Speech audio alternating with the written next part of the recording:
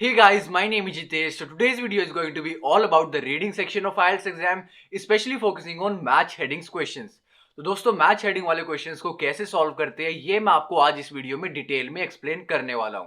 तो इसीलिए make sure that you stick till the very end of this video in order to fully understand what I am about to teach you. So without wasting any more time let's begin. तो दोस्तों video शुरू करने से पहले if you are new to this channel then make sure आप video को like कर दो, चैनल को सब्सक्राइब कर दो और नोटिफिकेशन बेल भी जरूर दबा दो। So with that being said, let's start with the video. So today guys, I am going to show you how to solve match headings questions in IELTS reading section.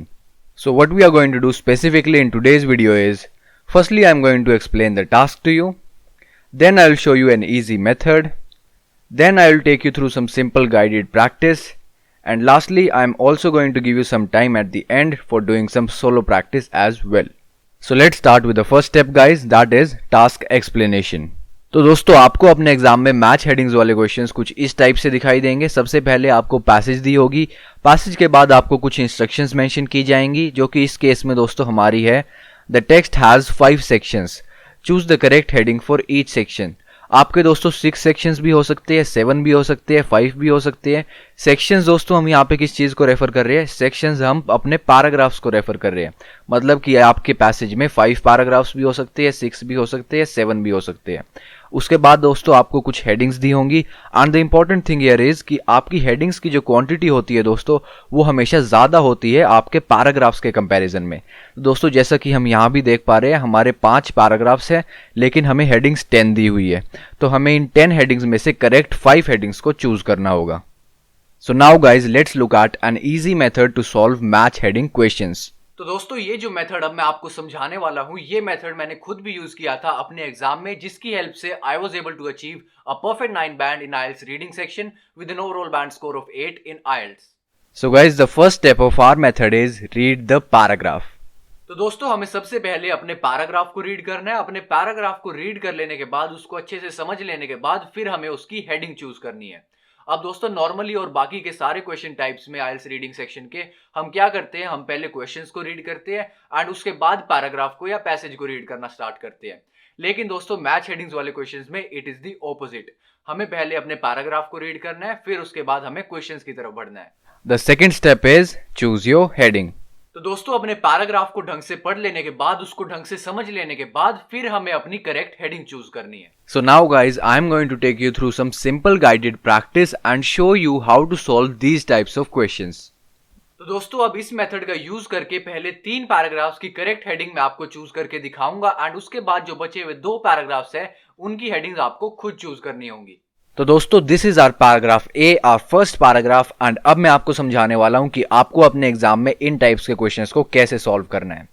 तो दोस्तों हमारे method का step number 1 था read the paragraph, तो इसलिए मैं सबसे पहले अपने पैराग्राफ को पढ़ना स्टार्ट करता हूं।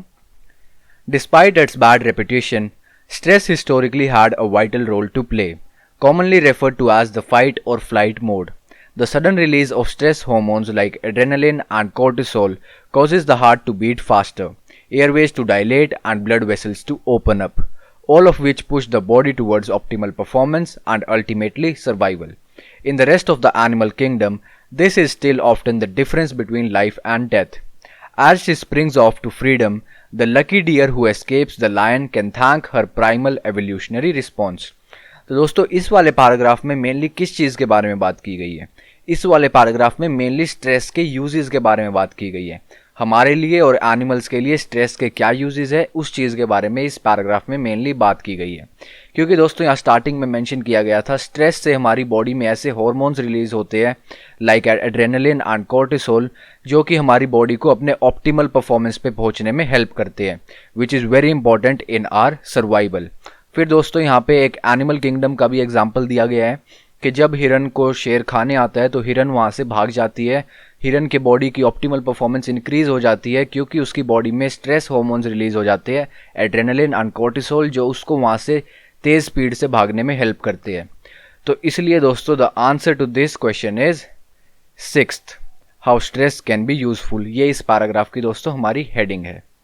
सो this is our paragraph B guys, our second paragraph. And इस पैराग्राफ में भी दोस्तों हम उसी सेम मेथड का यूज करेंगे, उन्हीं सेम स्टेप्स का यूज करेंगे। तो हमारा फर्स्ट स्टेप था दोस्तों रीड द पैराग्राफ, इसलिए मैं सबसे पहले अपने पैराग्राफ को रीड करना स्टार्ट करता हूं। In ordinary modern life, although we are in little danger of being stalked by wild beasts down city streets, our bodies react to stress in the same ways. Experiencing anxiety, fear, and stress is considered a normal part of life when it is occasional and temporary, such as feeling anxious and stressed before an exam or a job interview. It is when these acute reactions are prolonged or cannot be switched off, however, that serious physical, social, and cognitive issues can result. In contrast to the normal everyday stress of modern life, chronic stress is a pathological state which can significantly interfere with daily living activities such as work, school, and relationships, wreaking havoc on the body's immune, metabolic, and cardiovascular systems. Havoc का मतलब क्या होता है दोस्तों? Havoc का मतलब होता है डिस्ट्रक्शन या फिर तबाही। एंड दोस्तों क्रोनिक का मतलब क्या होता है? क्रोनिक वर्ड यूजुअली दोस्तों किसी डिजीज़ के साथ यूज़ किया जाता है। तो कोई क्रोनिक डिजीज़ ऐसी डिजीज़ होती है जो कि ज़्यादा लंबे समय तक चलती है या फिर जो बार बार आती रहती है। तो इस केस में क्रोनिक स्ट्रेस का मतलब है ऐसा स्ट्रेस जो किसी आदमी को बार बार होता हो या फिर जो लंबे समय तक किसी आदमी को हो रहा हो। तो दोस्तों अब आप में से बहुत से लोगों को इस पैराग्राफ को पढ़ के ऐसा लगेगा कि इसकी हेडिंग हो सकती है managing stress in job interviews, क्योंकि दोस्तों इसमें यहाँ पे जॉब इंटरव्यू वर्ड मेंशन किया गया था। लेकिन क्या दोस्तों इस पूरे के पूरे पैराग्राफ में सिर्फ जॉब इंटरव्यू के स्ट्रेस के बारे में ही मेंशन किया गया है? नहीं दोस्तों, इस पूरे पैराग्राफ में हमें बताया गया है about 2 types of stress. First stress है दोस्तों हमारा नॉर्मल एवरीडे स्ट्रेस जो कि हमारी मॉडर्न लाइफ में हमें होता है, and second type of stress है हमारा क्रोनिक स्ट्रेस। इसलिए दोस्तों इस वाले पैराग्राफ की हमारी हेडिंग हो जाती है third. So coming to the paragraph C guys, our third paragraph. इस पैराग्राफ में भी हम वही सेम स्टेप्स यूज करने वाले हैं दोस्तों। तो चलिए मैं इस पैराग्राफ को पढ़ना स्टार्ट करता हूं। Of major concern is the impact on the brain. Researchers have found that the hippocampus, the control center of memory and our ability to learn, can physically shrink in response to prolonged release of stress hormones like cortisol, which result from chronic stress. Neurons in this area do not just get smaller but actually die, which weakens the neural connections, affecting the way memories are organized and stored in the brain. A chronically stressed person would recognize this as a brain fog, and it also has ramifications for other areas such as creativity and adaptability. दोस्तों ramifications का मतलब होता है affects या फिर असर। तो एक क्रोनिकली स्ट्रेस्ड पर्सन पे ब्रेन फॉग के और भी कई तरीके से अफेक्ट्स हो सकते हैं, और भी कई तरीके से असर हो सकते हैं, such as it can also reduce his और हर क्रिएटिविटी और अडेप्टेबिलिटी। तो दोस्तों अब इस पैराग्राफ को पढ़ के आप में से बहुत से लोगों को ऐसा लग रहा होगा कि इसकी हेडिंग हो सकती है न्यूरॉन लॉस इन चाइल्डहुड, क्योंकि दोस्तों यहाँ पे कई न्यूरॉन लॉस के बारे में मेंशन किया गया था, neurons die which is the same as neuron loss. लेकिन दोस्तों इस पैसेज की, इस पैराग्राफ की हमारी ये वाली हेडिंग नहीं है। इस पैराग्राफ की हमारी हेडिंग है the fall out of cell death. Fall out का मतलब क्या होता है दोस्तों? फॉल आउट का मतलब होता है रिजल्ट। तो इसको हम ऐसा भी लिख सकते हैं the result of cell death, क्योंकि दोस्तों इस पूरे पैराग्राफ में हमें यही बताया गया है कि सेल डेथ जो हो जाते हैं, सेल एंड न्यूरॉन्स दोस्तों is the same thing. So neuron की जब डेथ हो जाती है तो उससे क्या इफेक्ट्स होते हैं, उसका क्या रिजल्ट होते हैं।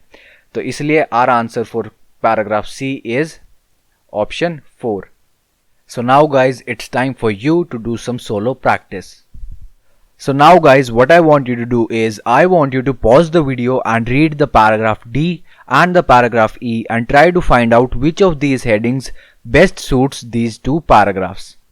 तो दोस्तों मैं भी आपको इन दोनों पैराग्राफ्स के आंसर्स बताने वाला हूं, but first I want you to try them on your own. So how did you go? Did you find all the answers? Let's check together. तो दोस्तों हमारे पैराग्राफ डी की करेक्ट हेडिंग है option 8, one reason behind bad tempers.